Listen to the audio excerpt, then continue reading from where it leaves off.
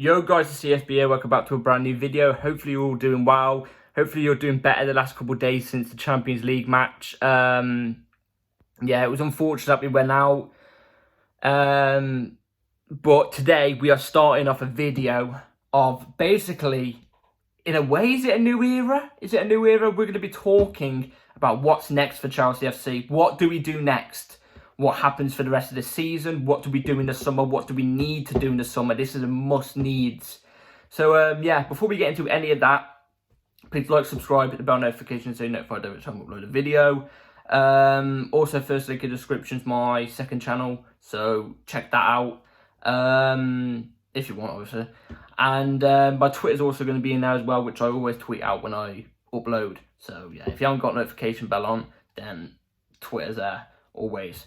And also share the videos as well. So yeah, let's get into this. So what do we need to do? So Chelsea FC have just gone crashing out of the Champions League. So we've basically got nothing to play for this season. We are currently on 39 points in 31 games. So we've got 7 games remaining in the Premier League as well. So not much at all. But we still have to play Man United, Man City, Arsenal, and you could say Newcastle are a difficult team, even though they're not in good form right now, but we play them towards the end of the season. So we've got Newcastle as well. So yeah, the first thing we need to do before anything, we need to get results in these next couple games. We need results because even though we won't get relegated, it's not even, in my opinion, it's not even a thing. We won't get relegated. You know what I mean? It's that stupid to even say. And the fact that we're even near relegation is embarrassing. But we do need to look behind our backs and get some points. At least hit the 40 mark that we've been trying to get for quite a while now. I'll tell you guys what games we've actually got remaining and what I think we could potentially get. So, our next game is Brentford on Wednesday. That's a must win, and I think Chelsea have a good chance of winning that as well. And then Arsenal will be a loss, let's be real. Bournemouth, I'm expecting 3 points. Nottingham Forest, I'm expecting 3 points. Man City, I'm expecting a loss. Newcastle, I'm expecting it's a loss or a draw. We won't win that, but it's a loss or a draw. And then 2, 4, 6.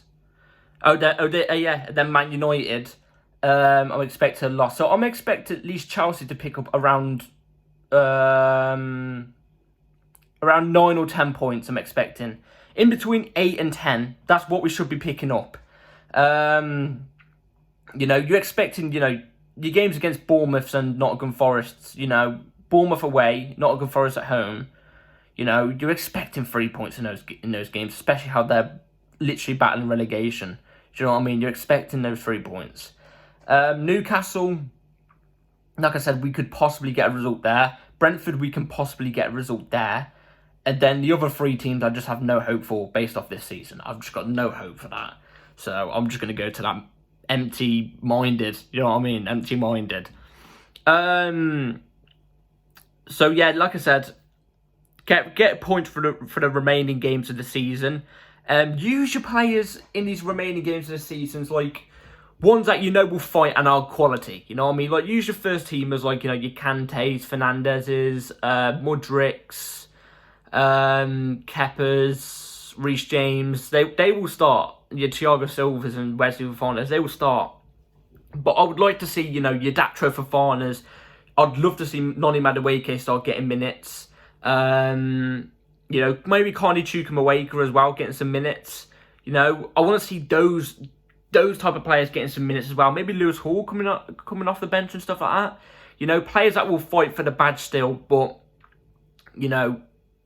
will show more in those games than what your Ziyech's will do and your Havertz's will do and your Pulisic, you know what I mean? Because if you just throw them on the pitch, they're just going to shrug their shoulders and they're not going to do anything all game, I'll be honest.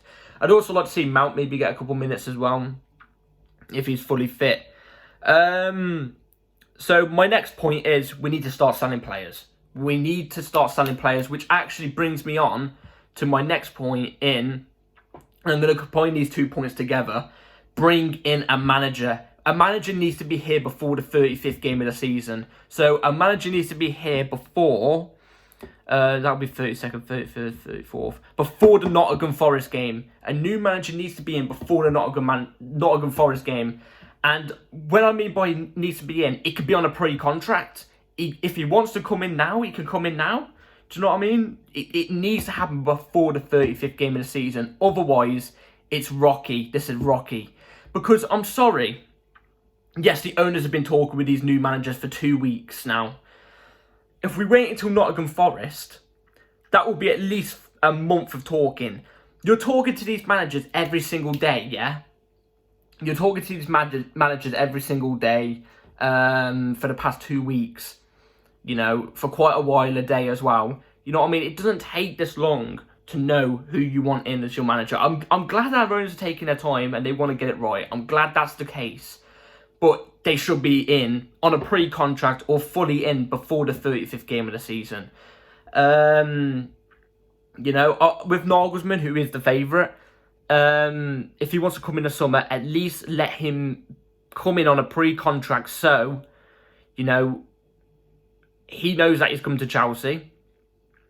You know, if he came in the summer, if Nagelsmann came in the summer, you know, as soon as June 1st starts and he comes in through them doors, you know what I mean, he's got to do everything rushed at him, like who do you want in, who do you want out, you know, what system do you want to play, the tactics, and, you know, if he really wants to look into data like Todd Bowley's obsessed with, then you can look into data and stuff like that, see who he wants and stuff, and what formations he wants to play for certain games, you know.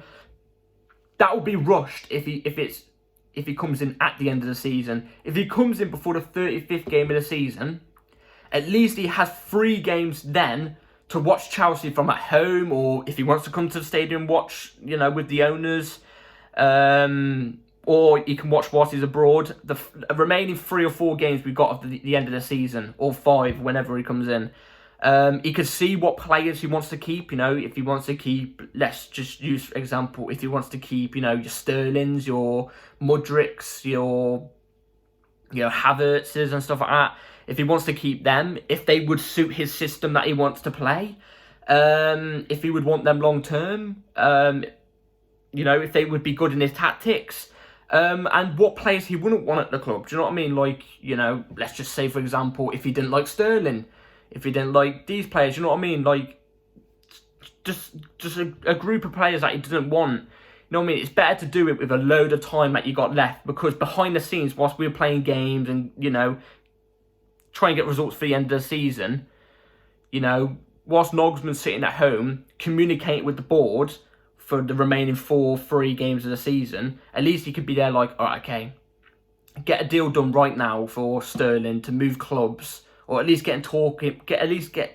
with other clubs, you know, to snap up a player that Nagelsmann doesn't want at Chelsea, you know.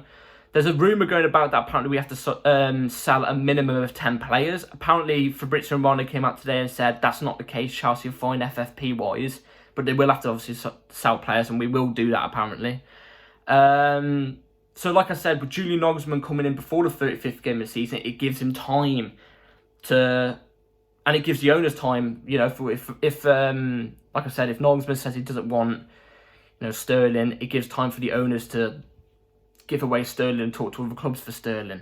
That's the same with players he wants, you know. Say Nagelsmann wants, you know, Lavia, who he does want. He wanted that Bayern and Chelsea one.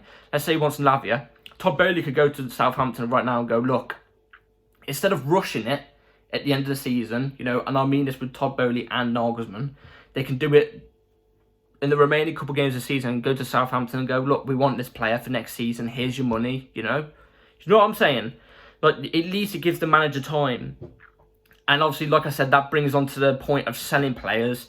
We need to start selling players, man. Because we've got a squad full of like 30 odd players. You know what I mean? It's chaos. It's chaos at the moment. Players need to go. And I've heard that Todd Bowley will give the manager, whoever comes in, the license for whoever he wants in and whoever he wants out. Apparently they will be fully backed, which is good to hear. Just quickly as well, on the manager's thing, Nagelsmann's still the favourite. Chelsea have contacted Pochettino now, which is poo. And also Julian Nagelsmann, Luis Enrique is now not in the running. Apparently Chelsea do not want Luis Enrique. Apparently there was stuff that Luis Enrique brought up that they didn't like and stuff like that, from what I heard. So, yeah, that's not good in a way, because I'd take Luis Enrique over Pochettino every single day of the week, but I'd take Nagelsmann over both of them. Do you know what I mean?